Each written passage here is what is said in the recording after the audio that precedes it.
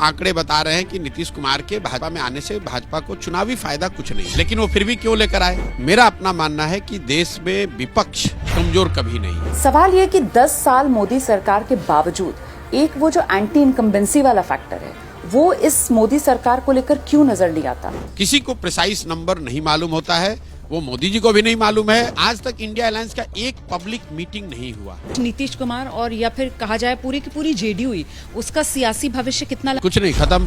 तो कोई राहुल गांधी से ये पूछे 2014 में आप 50 सीट के नीचे कैसे आ गए? बीजेपी का डिस्पेंसेशन है, जो लीडरशिप है, जो उनका काम करने का तरीका है, दे गो फॉर द किल।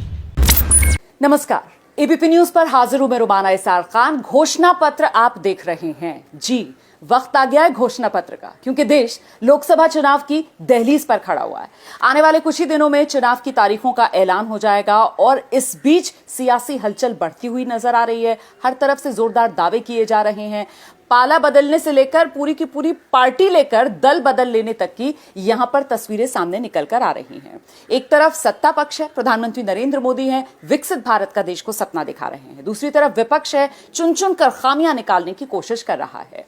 इस सब के बीच अब बड़ी पॉलिटिकल पिक्चर है क्या आखिर 24 चुनाव की? यही समझने के लिए, जानने के लिए घोषणा पत्र आज खास मेहमान हमारे साथ मौजूद हैं। चुनावी इंजीनियर कहिए आप, राजनीतिक आंकड़ों के बाजीगर कहिए आप, या फिर सियासत के सबसे बड़े वैज्ञानिक कहिए आप, प्रशांत किशोर। बहुत स्वागत आपका। नमस्कार। ये प्रशांत की प्रयोगशाला अगर मैं कहूं, क्योंकि जन स्वराज है, मतलब सही लोग, सही सोच, एक सामूहिक प्रयास। और ये जो प्रशांत की प्रयोगशाला है, इसमें प्रशांत किशोर के सियासी अवतार वाला आविष्कार कहां तक पहुंचा? नहीं, प्रयोगशाला तो आप कह सकते हैं। प्रयोगशाला इस नज़रिए से है कि पिछले 20 वर्षों में मेरा जो कुछ भी सामाजिक राजनीतिक अनुभव रहा है, पहले 10 साल संयुक्त राष्ट्र संघ में और फिर करीब 8 से 10 साल जो मैंने काम किया, जिसको लोग चुनावी रणनीतिकार, प्रबंधक वगैरह शब्दों से एड्रेस करते हैं, उस 10-20 साल में जो कुछ भी मैंने सीखा, वो सब सीखने समझने के बाद मैंने ये तय किया और मेरी ये समझ बनी, मेरा ये अनुभव रहा कि अगर आपको राजनीति में कोई आमूल चूल परिवर्तन लाना है तो उसके लिए आपको समाज के स्तर पर उतरकर काम करना होगा। अब मेरा सवाल देश को लेकर है। आपने खुद अभी कहा 10 साल मोदी सरकार। सवाल ये कि 10 साल मोदी सरकार के बावजूद एक वो जो एंटी इनकम्बेंसी वाला फैक्टर है वो इस मोदी सरकार को लेकर क्यों नजर नहीं आता? मेरा अपना मानना है कि देश में विपक्ष कमजोर कभी नहीं है। विपक्षी पार्टियां कमजोर हो सकती हैं, विपक्ष का फॉर्मेशन कमजोर हो सकता है, विपक्ष कमजोर नहीं है। क्योंकि अगर आप आंकड़ों को ही देखेंगे तो बीजेपी को जब सबसे बड़ी सफलता 2019 में मिली तो उनको 38% वोट मिला। मतलब अगर 100 लोग वोट देने गए, उसमें 38 लोगों ने बीजेपी के, मोदी जी के, उनके कार्यशैली को, उनके विचारधारा को, उनके काम के आधार पर वोट किया। 62 लोगों ने उनको वोट नहीं किया। अब तो विपक्ष जमीन पर नहीं है ऐसी बात नहीं है, जमीन पर हर आदमी खुश है ऐसी बात नहीं है, ज़्यादातर लोग तो खुश नहीं हैं। लेकिन इस 62 को एक साथ करना और या उसके एक बड़े भाग को एक साथ करना, उसके लिए जो भूमिका विपक्षी पार्टियों की, नेताओं की होनी चाहिए, कहीं ना कहीं वो मिसिंग है। तो विपक्षी पार्टी कमज़ोर हो सकती है, उनका एजेंडा कमज़ोर हो सकता है, उनकी नैरेटिव या उनका प्रयास कमज़ोर हो सकता है। देश में विपक्ष नहीं है या देश में रहने वाला हर व्यक्ति सरकार से खुश है, ऐसा मानना बहुत बड़ी गलती होगी। इस सब के बीच सारी की सारी नाकामी फिर तो विपक्ष की नजर आती है यहाँ पर कि वो विकल्प नहीं बन पा रहा है। ऐसे में जो मोदी सरकार राममय माहौल, लाभार्थी और मोदी की गारंटी का जिक्र करती है, फिर मतलब वो सब निगेट कर दिया आपने? नहीं, मैंने निगेट नहीं किया। जो बीजेपी को मान लीजिए कि 35 लोग खुश हैं, वो क्यों खुश हैं? वो हिंदुत्व की वजह से खुश हैं, वो राष्ट्रवाद के नाम पर खुश हैं, वो राम मंदिर के लिए खुश हैं, वो लाभार्थी हैं इसलिए खुश हैं। तो जो, लेकिन वो सारी चीज को मिलाकर 35 लोग ही खुश हैं, बाकी 65 लोग हैं जो अन्य विषयों से नहीं खुश हैं। तो उन 35 का उनको फायदा है, लेकिन एक बड़ा फायदा यह है कि जो 65 उनसे नाराज है उसको कोई गैल्वनाइज नहीं कर पा रहा है, उसको कोई एक साथ लेकर नहीं आ रहा है। गैल्वनाइज करने के लिए बेहतर तरीका हो सकता था चेहरा दिया जाता प्रधानमंत्री नरेंद्र मोदी के सामने विपक्ष की तरफ से। देखिए, narrative throws the face, not the other way around. ये जो किसान आंदोलन है, क्या ये नैरेटिव बन सकता है? वैसे तो 24 चुनाव, दो बातें हैं इसमें, दो मतलब सरकार को मैं ये कहूंगा कि फायदा ये है कि एक तो ये चुनाव बहुत करीब आ गया है और दूसरा, अभी भी ये जो किसान आंदोलन है ये लार्जली हरियाणा, पंजाब और वेस्टर्न यूपी तक लिमिटेड है। बंगाल के किसान, महाराष्ट्र के किसान, बिहार के किसान, उड़ीसा के किसान इसमें पूरी ताकत से नहीं जुड़े हैं। लेकिन अगर वो जुड़ जाएं और ये देशव्यापी किसान का मुद्दा हो जाए तो बहुत बड़ी परेशानी हो सकती है। और आप ये देख रहे हैं कि पिछली बार सरकार ने महीनों लिए थे बात करने में, इस बार जैसे ही आंदोलन शुरू हुआ है हर दिन सरकार के मंत्री बैठ रहे हैं, क्योंकि उनको भी मालूम है, मैंने जो आपको बात बताई कि जो अनुभवी लोग सत्ता में बैठे हैं उनको मालूम है कि इस तरह के मुद्दे को बड़ा बनते देरी नहीं लगता है। ठीक है सर, 24 चुनाव को लेकर अगर बिग पिक्चर और पॉइंट वाइज मैं आपसे कहूं कि आपकी नजर में 5 हाई पॉइंट्स क्या रहेंगे? अगर आज चुनाव हो जाए, 2 महीने बाद क्या होगा मैं जानता नहीं हूं, लेकिन आज चुनाव हो जाए तो बीजेपी लेड एनडीए को बहुत बड़ी बढ़त दिख रही है। बीजेपी की तरफ से दावा किया जा रहा है कि बीजेपी 370 और एनडीए 400। आपसे मैं ये समझना चाह रही हूँ, क्योंकि आपने करीबी से काम करने का तरीका देखा है, प्रधानमंत्री नरेंद्र मोदी का भी, अमित शाह का भी, ये इस तरीके के जो आंकड़े दिए जा रहे हैं इनकी तरफ से, ये वाकई में मुमकिन है, ये लोग कर सकते हैं, या फिर ये वो चुनावी जुमले के तौर पर? नहीं, देखिए, ना वो जुमला है ना ये उसकी कोई गारंटी है कि वो हो ही जाएगा। ये तो चुनाव लड़ने की रणनीति का, प्रयास का, स्ट्रेटजी का हिस्सा है। चुनाव सिर्फ जमीन पर नहीं, वो दिमाग में भी लड़ा जाता है, साइकोलॉजिकली भी लड़ा जाता है। अगर बीजेपी ये दावा कर रही है तो ऐसा तो ये हर चुनाव में करते हैं। बंगाल में भी कहा 200 सीट से ज़्यादा लेकर आएंगे, हर प्रोग्राम में बैठ के कहा कि 200 से ज़्यादा लिख के ले लीजिए, 200 से ज़्यादा आ रहा है, आए 77। किसी को प्रिसाइज नंबर नहीं मालूम होता है, वो मोदी जी को भी नहीं मालूम है और कोई साधारण सेफोलॉजिस्ट अगर बैठ के कर रहा है उसको भी मालूम नहीं है। अगर मालूम होता तो बंगाल में 200 सीट का दावा कैसे कर रहे थे, कर्नाटक में जीत का दावा कैसे कर रहे थे? आप ये बड़े राज्य छोड़ दीजिए, दिल्ली उनके नाक के नीचे एक सिटी स्टेट है, वहाँ पर 2015 में आम आदमी पार्टी को 67 सीट आ गया, 2020 में उनको 62 सीट आ गई और अमित शाह खड़े होकर कह रहे थे हमें 40 सीट आ रहा है, 40 प्लस सीट आ रहा है। तो ये 2 बातें हैं, एक तो उनको पता नहीं होता है, फिर भी वो कहते क्यों हैं? कहते इसलिए हैं कि उनको जो सूचनाएं मिल रही होती हैं उसके आधार पर उनका गेस है। और दूसरा, आपको पार्टी के नेता होने के नाते आप ये थोड़ी ना कहिएगा कि मैं हार रहा हूँ, आप तो यही कहिएगा कि मुझे बहुत बड़ी जीत मिल रही है। दूसरी तरफ के जो दावे हैं उनकी तरफ से कहा जा रहा है कि साहब जिस तरीके का बम बम माहौल इस बार बीजेपी के लिए है, मोदी के लिए राममय माहौल है, वो लाभार्थी हैं, मोदी की गारंटी है, हिंदी हार्टलैंड के 3 राज्य जहां पर अभी बम्पर जीत मिली है, तो ये एक तरीके से 2004 कहीं 2024 में रिपीट होने वाला है। मतलब जो उस जमाने में इंडिया शाइनिंग वाला एक माहौल था। नहीं, देखिए, ये कॉमन सेंस की बात है। When you get over confident, like logical बात है कि one should never get over confident. लेकिन अभी जो बीजेपी का डिस्पेंसेशन है, जो लीडरशिप है, जो उनका काम करने का तरीका है, वो दावा पब्लिकली कुछ करे, इनका जो काम करने, इनकी जो कार्यशैली है, ये वो लोग नहीं है जो ओवर कॉन्फिडेंट हो जाते हैं। दे गो फॉर द किल। अगर उनको मालूम है कि वो जीत रहे तो भी वो हल्के में नहीं लड़ेंगे। वो ये जो कोई एग्जाम्पल के साथ अगर मैं आपको बता रहा हूँ, जैसे मोदी जी या अमित शाह या जो भी अभी बीजेपी की लीडरशिप है, इनकी कार्यशैली ये नहीं है कि बस जीत हो गया अभी बैठ जाओ, बस जीतने ही वाले हैं। वो दावा तो कर रहे हैं कि जीत रहे, लेकिन अपनी मेहनत में, अपने प्रयास में कुछ कमी नहीं छोड़ेंगे। जैसे आप देख लीजिए, एक सीट अभी जैसे बिहार में नीतीश कुमार को लेकर आए, उनको मालूम है, आंकड़े बता रहे हैं कि नीतीश कुमार के भाजपा में आने से भाजपा को चुनावी फायदा कुछ नहीं है, विधानसभा के नजरिए से तो उनको नुकसान है। आप बिहार में किसी भी भाजपा के वर्कर से, समर्थक के, लीडर से बात कीजिएगा तो प्राइवेटली वो ये कहेगा इसका नुकसान है। लेकिन वो फिर भी क्यों लेकर आए? क्योंकि वो एक साइकोलॉजिकल एडवांटेज चाहते थे, इंडिया अलायंस को साइकोलॉजिकल झटका देना चाहते थे। आप जो देख रहे हैं अभी महाराष्ट्र में, वो अशोक चौहान को लेकर आए, ये सब क्यों कर रहे हैं? वो एक एक सीट भी जो है कि if we are on top we must finish the opposition, तो ये उनका स्वभाव है, उनका कार्यशैली का हिस्सा है। तो ये अगर मैं उनके सामने हूँ तो मैं ऐसा नहीं मानूंगा कि they have become complacent. They are not people who get complacent. अगर आपको उनसे लड़ना है तो आप ये मानकर चलिए कि वो लास्ट तक लड़ेंगे। अगर जीत रहे तो भी उस जीत को और बड़ी बनाने के लिए और ज़्यादा प्रयास करेंगे, हार रहे तब तो प्रयास करेंगे ही करेंगे। तो मैं 2004 की सिनेरियो को नहीं देखता हूँ, क्योंकि 4 में लीडरशिप अलग थी, आज लीडरशिप अलग है।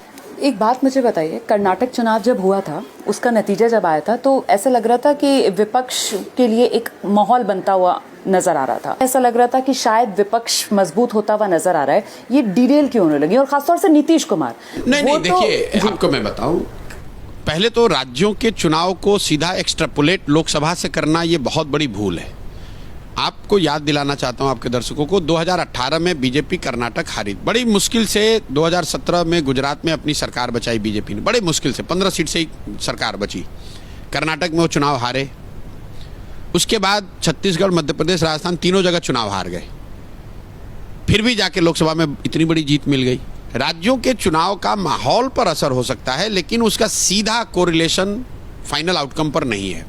कर्नाटक के चुनाव के बाद, कांग्रेस की जीत के बाद जरूर एक माहौल, एक अपॉर्चुनिटी कांग्रेस के पास थी, लेकिन जब आपने वो प्रयास किया नहीं, उसके बाद आप चुपचाप बैठ गए। इंडिया अलायंस जो बना जून जुलाई में, देखिए जून में इंडिया अलायंस बना है, जून से लेकर अभी हम लोग फरवरी में बैठे हुए हैं, करीब करीब 8 महीने हो गए। 8 महीने में इंडिया अलायंस के लोग कुल 6 या 8 दिन साथ में बैठे हैं। तो अगर आप 7 दिन यहीं पर बैठ जाते और 7 दिन में ये सारा काम कर लेते, तो आपके पास 8 महीने उस काम को जमीन पर एग्जीक्यूट करने के लिए होता है। राहुल जी मान लीजिए यूरोप जाते हैं, अमेरिका जाते हैं, 7 दिन जाते हैं ना साथ में, एक बार 7 दिन जाकर आप अलग अलग यूनिवर्सिटी में बात कर रहे हो ना, लोगों से मिल रहे हो ना, तो वो 7 दिन 8 दिन आप यहीं पर बैठ के काम पूरा कर लेते। तो आप 8 महीने में 7 दिन बैठे हैं साथ में। आज तक इंडिया अलायंस का एक पब्लिक मीटिंग नहीं हुआ, ना उसका कोई नैरेटिव बना, ना कोई कॉमन मिनिमम प्रोग्राम जनता ने देखा, ना कोई उसके चेहरे बने, ना सीट शेयरिंग का काम हुआ, और ये सब हो रहा है। इस बीच में आप एक अलग यात्रा पर निकल गए, और वो यात्रा इंडिया अलायंस की यात्रा नहीं है, वो कांग्रेस की यात्रा है। इसीलिए मैंने किसी दूसरे इंटरव्यू में कहा कि इससे गलत टाइम यात्रा का कुछ हो ही नहीं सकता था। तो जब राहुल जी को ग्राउंड पर होना चाहिए था, तब वो दिल्ली में बैठे थे। जब उनको दिल्ली में होना चाहिए था स्ट्रेटेजिक चीज़ों को सॉल्व करने के लिए, सीट शेयरिंग करने के लिए, नेताओं को साथ में रखने के लिए, कैंडिडेट का चुनाव करने के लिए, कॉमन मिनिमम प्रोग्राम फाइनलाइज करने के लिए, तब वो रोड पर घूम रहे हैं। तो ये तो जब इस तरह की आप कॉमन सेंसिकल चीज़ें भी अगर आप नहीं ठीक कर रहे हैं, तो आप कैसे जीत सकते हैं? ये बेसिक जो बात आपने कही ना, बिल्कुल कॉमन सेंस वाली बात है। ये बात प्रशांत किशोर को समझ में आती है, ये बात रुमाना इसार खान को समझ में आती है, और ये बात मुझे लगता है हजारों लाखों लोगों को भी बहुत आसानी से समझ में आती है। लेकिन ऐसा जो होता है, इसके पीछे की वजह क्या, इसको कांग्रेस का अपॉर्चुनिज्म के तौर पर देखा जाना चाहिए कि कांग्रेस शायद इस चक्कर में थी कि उन पार्टियों की जमीन पर वो खुद को खड़ा कर लेगी और ग्रो कर जाएगी? मुझे ऐसा नहीं लगता है। अगर ऐसा होता, अगर कांग्रेस की रियली नियत ऐसी होती कि मैं बिहार में आरजेडी जदयू का स्पेस ले लूं, या यूपी में सपा का स्पेस ले लूं, या बंगाल में टीएमसी का स्पेस ले लूं, तो उसके लिए तो 3 साल 4 साल पहले से प्रयास करते। वो उनका प्रयास नहीं है, सिंपल लेथार्जी है and lack of common sense है। हुआ ये कि जो उन्होंने पहली पदयात्रा की, उसको थोड़ा सा ट्रैक्शन मिला, चैटर बना। तो अब भारत जोड़ो यात्रा को थोड़ा उसको ट्रैक्शन मिला, तो ये कट कॉपी पेस्ट है कि चलो एक यात्रा से फायदा हुआ, एक और यात्रा कर दो।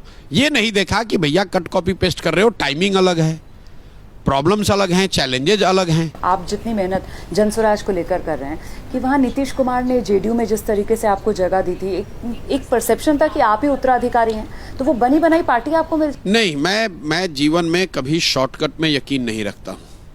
मैंने जीवन में 1-2 जगह जहाँ कहीं भी शॉर्टकट लेने का प्रयास किया, मुझे झटका ही लगा है।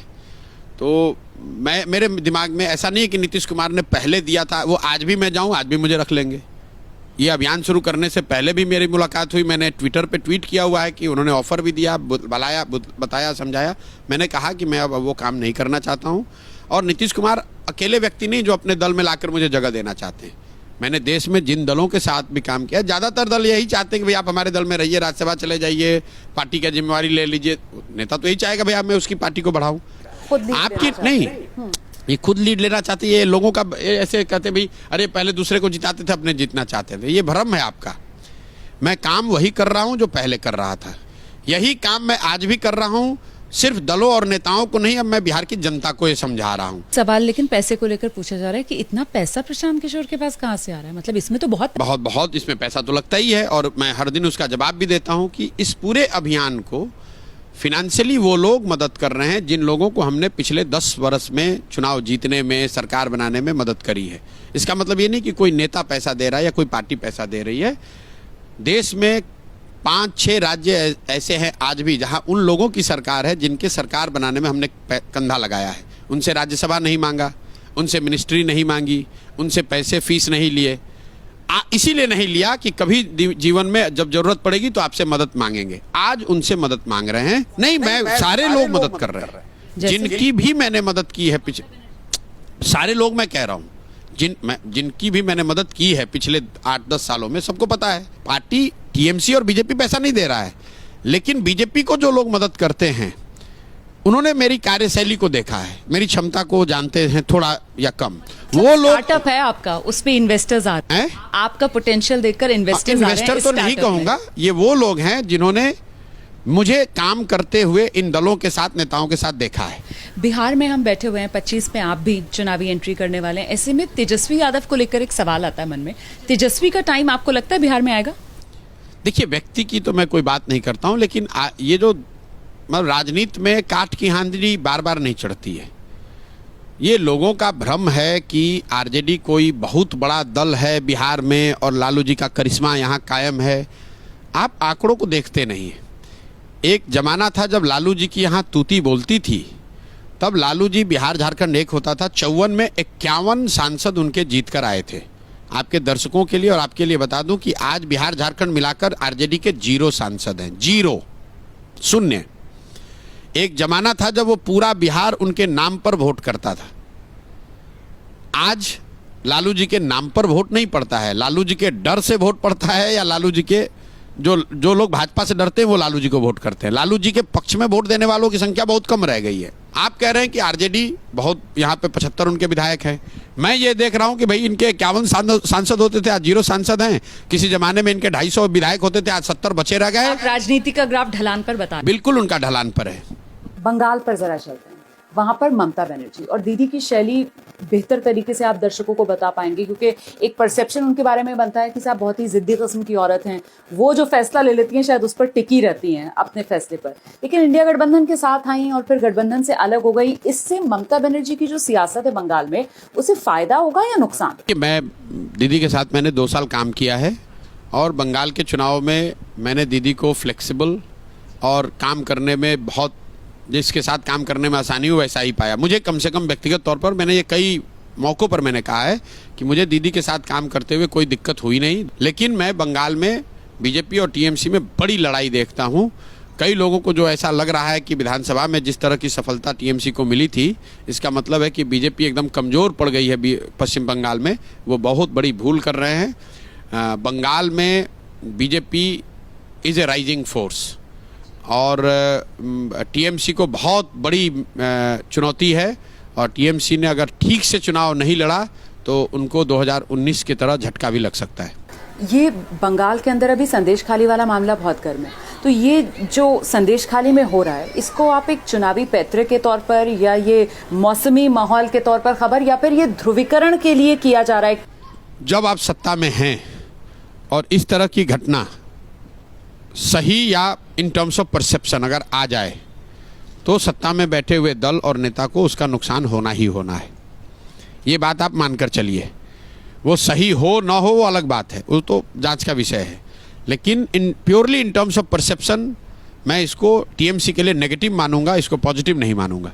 क्या आपको ऐसा लग रहा है कि सबसे ज़्यादा जिसके बारे में कुछ आप अनुमान लगा ना पाए, उस तरीके का एक राज्य बनकर उभरा है? क्योंकि वहां पर जो इंडिया गठबंधन वाले दल हैं वो 2 फाड़ हो चुके हैं, एनडीए का बिल्कुल शक्ल बदली हुई है, महाविकास आघाड़ी की शक्ल बदली हुई। महाराष्ट्र की जो पॉलिटिकल सिचुएशन वो इतना मेस है कि उस पर किसी भी तरह की कोई टीका टिप्पणी करना ही बड़ा मुश्किल है। लेकिन मैं इतना जरूर कह सकता हूं कि इंडिया अलायंस के लिए अगर एक कोई फर्टाइल ग्राउंड था, वो था महाराष्ट्र। और कहीं ना कहीं बीजेपी भी इस बात को समझती है। बिहार के मुकाबले भी बिल्कुल सबसे फर्टाइल ग्राउंड महाराष्ट्र था, और बीजेपी को इसकी भनक, इसकी खबर, इसकी जानकारी है। इसीलिए आप अगर पिछले 1 साल में प्रधानमंत्री के दौरे अगर देखें, नॉन पॉलिटिकल दौरे, तो सबसे ज़्यादा दौरे उन्होंने महाराष्ट्र और तमिलनाडु में किए। इंडिया अलायंस अगर बीजेपी के हिसाब से देखें तो एक प्रॉब्लमेटिक स्टेट जो उनके लिए था वो महाराष्ट्र था, और धीरे धीरे महाराष्ट्र को उन्होंने रिकूप किया है। और उसको अदर वे कहें तो इंडिया अलायंस के पास जो अपॉर्चुनिटी थी महाराष्ट्र में, कहीं ना कहीं they have allowed it to slip away. दूसरा स्टेट मैं कर्नाटक मानता हूं जहां Congress could have consolidated in a big way, वो भी मुझे लग रहा है कि now BJP is fighting back.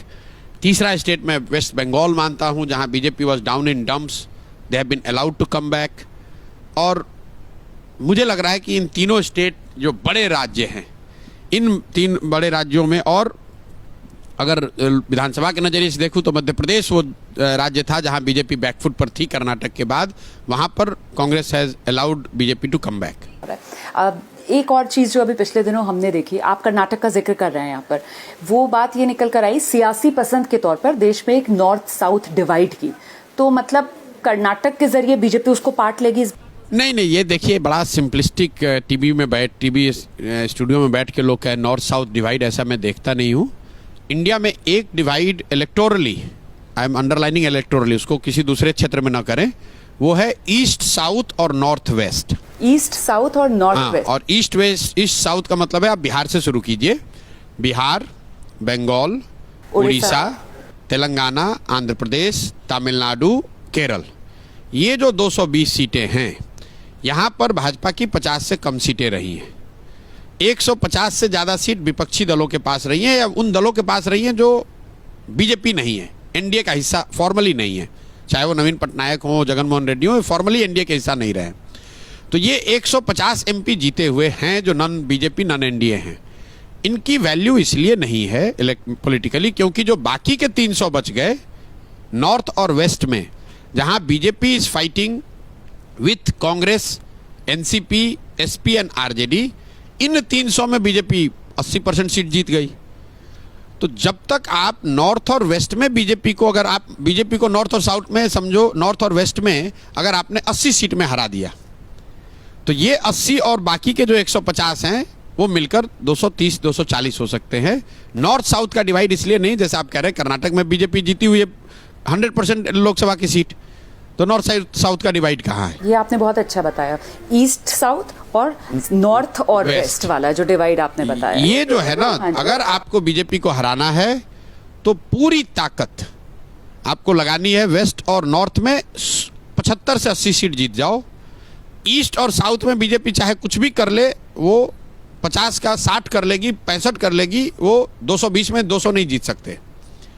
तो आपके पास 150 कैप्टिव सीट है। और 24 चुनाव में आपको क्या लगता है, उत्तर प्रदेश कांग्रेस की तो वैसे ही कोई जमीन नहीं बची थी, गांधी परिवार जो 2 सीटों पर क्लेम रखता था, जिसमें से एक पिछली बार हार ही गए थे, अब वो रायबरेली से सोनिया गांधी भी कह रही हैं कि वो तो चुनाव नहीं लड़ेंगी राज्यसभा। भाई ये तो उनका इंटरनल मैटर है, कौन लड़ेगा। पर आपको लगता है कि गांधी परिवार को स्टेक रखना चाहिए वहां पर? देखिए क्या है, अगर पूरा जहाज डूब रहा है, उसके आप एक केबिन में बैठ जाएं तो, और पूरा जहाज डूब रहा है, तो आज नहीं तो कल वो केबिन भी डूबेगा। आप अपर डेक में बैठे हैं तो थोड़ा लेट से डूबिएगा, जो नीचे वाले डेक में है वो पहले पानी उसको डुबा देगा, लेकिन डूबना तो सबको है। तो अगर उत्तर प्रदेश में कांग्रेस की जहाज डूब रही है, तो चाहे जैसे अमेठी का किला ढह गया, वैसे रायबरेली भी ढह जाएगा।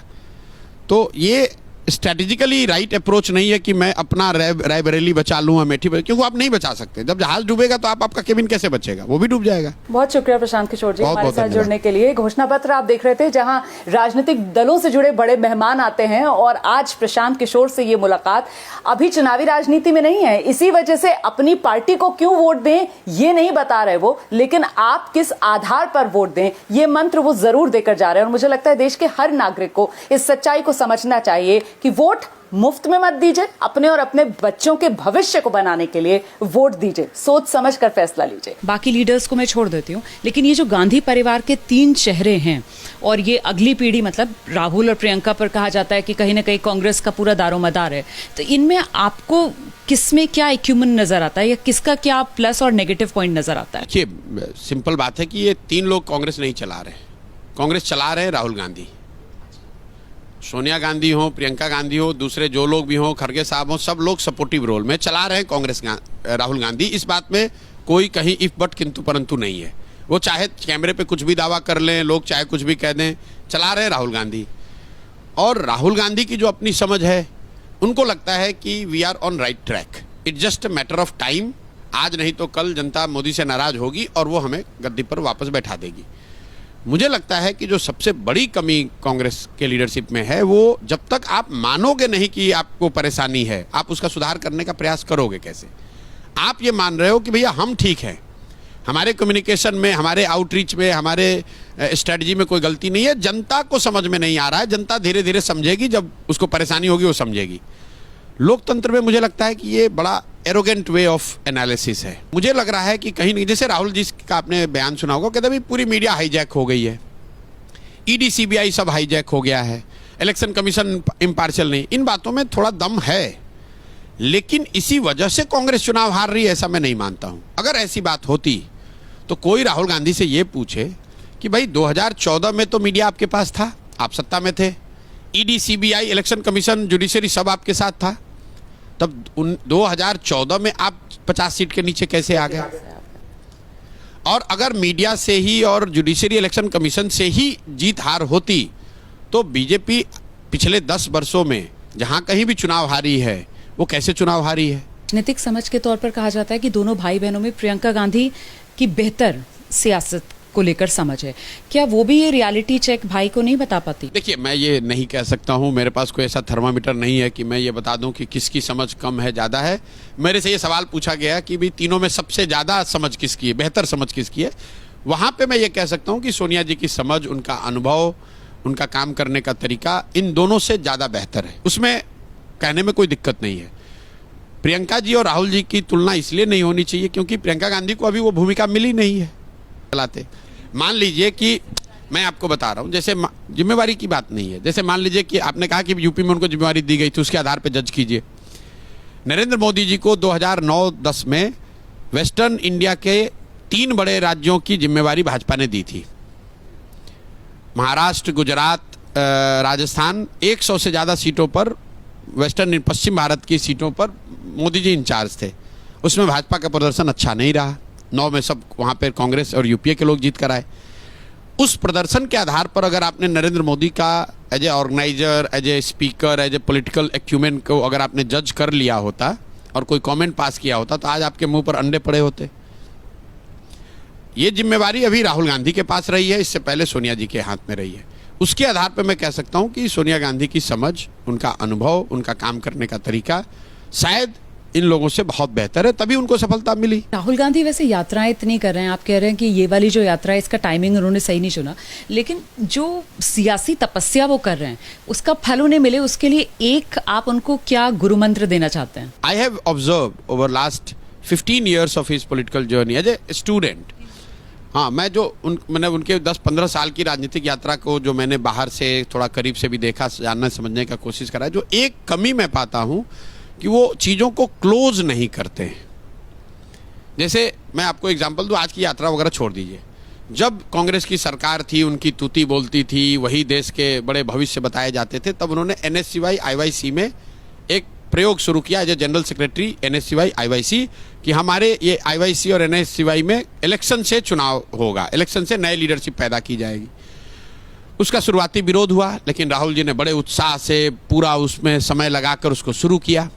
शुरुआती सफलता पंजाब और उत्तराखंड में उसको मिली, लेकिन जब लोगों ने उसको देख लिया कि किस तरीके से इलेक्शन हो रहा है, तो जो सीनियर लीडरशिप थी या जो चीज़ जो उससे पहले से बेनिफिट पा रहे थे, उन्होंने उस सिस्टम को गेम कर दिया। तो राहुल गांधी जी के पास 2 ऑप्शन थे, या तो वो उस रेजिस्टेंस को या जो उसमें डिस्टॉर्शन आया था उसको और करेक्ट करने के लिए और उस पर लगे रहते, या अगर मान लीजिए कि नए सिस्टम से उनका विश्वास उठ रहा था तो पुराने सिस्टम में जाते जिसमें नॉमिनेशन वाली बात थी।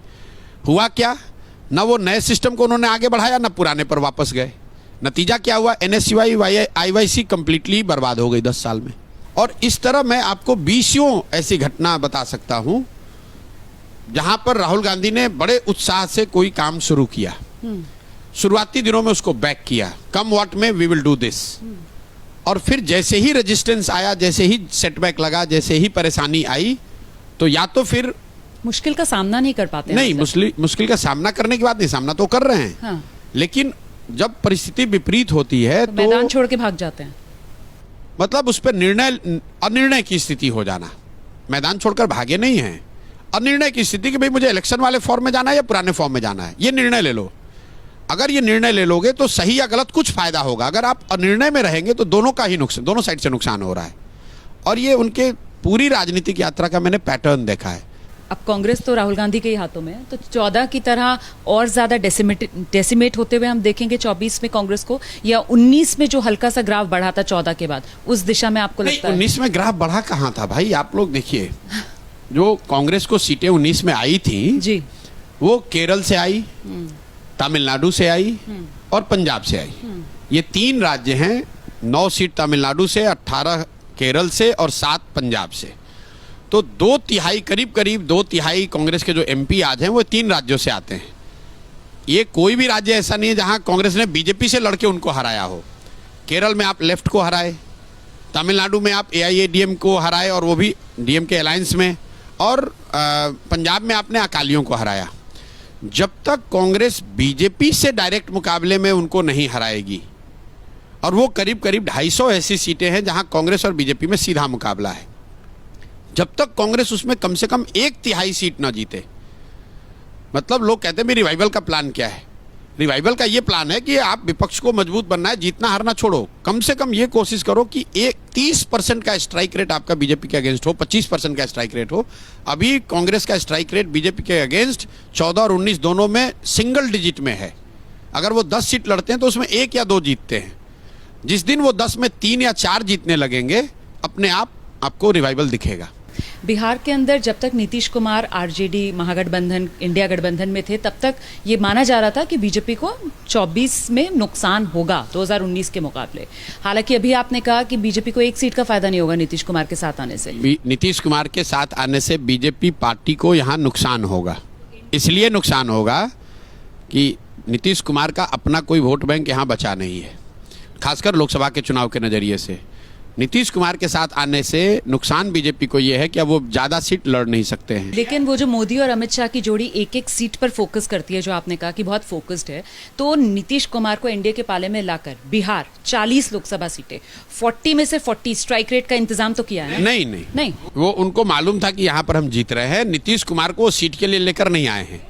नीतीश कुमार को वो साइकोलॉजिकल उस लड़ाई को जीतने के लिए लेकर आए हैं कि नीतीश कुमार इंडिया गठबंधन बना रहे थे, उसके अगुआ थे, प्रधानमंत्री का चेहरा बन रहे थे विपक्ष के, तो उसी को तोड़ के ला दो। तो एक झटके में जो साइकोलॉजिकल झटका दिया बीजेपी ने, उसके लिए दिया। उनको इलेक्टोरल यहाँ कोई फायदा नहीं है। तो इस सब के बीच नीतीश कुमार और या फिर कहा जाए पूरी की पूरी जेडीयू ही, उसका सियासी भविष्य कितना? कुछ नहीं, खत्म। वो तो पहले भी खत्म था, आज भी खत्म है। देखिए, मैं पिछले 7-8 महीने से रोज कैमरे पे कह रहा हूं कि नीतीश कुमार अगर महागठबंधन में चुनाव लड़ेंगे तो उनको 5 सीट भी नहीं आएगा। कहीं ना कहीं नीतीश कुमार, उनके पार्टी, उनके नेता भी ये समझ रहे थे, इसीलिए चुनाव छोड़कर भागे। अब एक ही परिस्थिति में वो महागठबंधन में रहते, वो रिस्क तब लेते जब वो नीतीश कुमार प्रधानमंत्री के अगर चेहरा हो जाते, तो बिहार में एक माहौल बनाया जा सकता था कि बिहार का कोई आदमी प्रधानमंत्री का चेहरा है, इसलिए उनको सीट मिल सकती थी। वो हुआ नहीं। तो ये कॉमन पॉलिटिकल सेंस है कि भैया, अगर हम चुनाव लड़ेंगे महागठबंधन में और हमारे 5 सीट भी नहीं आएगा, तो उसके बाद तो पार्टी टूट जाएगी, सीएम पद से भी इस्तीफा देना पड़ेगा, पार्टी भी जाएगी। तो उससे अच्छा है कि अभी ये खून का घूंट पी लो, ह्यूमिलेशन सह लो, अभी भाजपा में चल लो, कम से कम पार्टी बच जाएगी। लेकिन जैसे ही लोकसभा जीत कर वो आएंगे तो अब दूसरी परेशानी शुरू होगी। वो परेशानी शुरू होगी कि भाजपा की इतनी ताकत होगी, भाजपा वाले इनको क्यों अपने कंधे पे उठा के घूमेंगे। तो इनको किसी न किसी तरीके से यहाँ से और कट टू साइज किया जाएगा। और जदयू एज ए राजनीतिक पार्टी का अब कोई भविष्य नहीं बचा हुआ है।